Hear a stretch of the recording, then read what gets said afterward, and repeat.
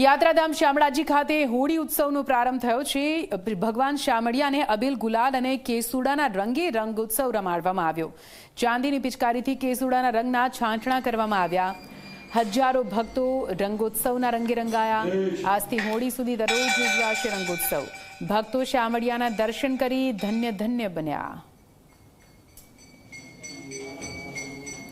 तो आप जो यात्राधाम शामળાજીના દ્રશ્યો आप જોઈ રહ્યા છો, જ્યાં મોટી સંખ્યામાં ભક્તો પહોંચ્યા છે। तो આ તરફ રંગોત્સવની ઉજવણી કઈ રીતે કાળિયા ઠાકોરને ચાંદીની પિચકારીથી રંગ છાંટીને રંગોત્સવની ઉજવણી કરવામાં આવી રહી છે। જુઓ, અબીલ ગુલાલ અને કંકુના શણગાર અને ભક્તો આ દર્શન કરીને ધન્ય થયા।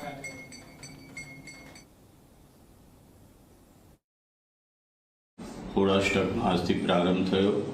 હોળાષ્ટક અંતર્ગત શામળાજી વિષ્ણુ મંદિર ખાતે ભગવાનને ફગવો એટલે કે ધાણી, ચણા અને જુવારની ધાણી અને સાથે બાળભોગમાં ભગવાનને કાજુ, બદામ, દ્રાક્ષ, ખારેક અને ટોપરાનો પ્રસાદ ધરવામાં આવે છે। આજ રોજથી ભગવાનને કેસુડાના રંગ વડે પિચકારી દ્વારા રંગવામાં આવે છે। આજથી ચાલુ થતા આ ફગવાના દિવસો, જેને હોળાષ્ટક કહેવાય છે, તેવા દિવસોમાં આગામી ધૂળેટી સુધી ભગવાનને વિવિધ પ્રકારના રંગોથી રંગી અને આ તહેવારને ઉજવવામાં આવે છે।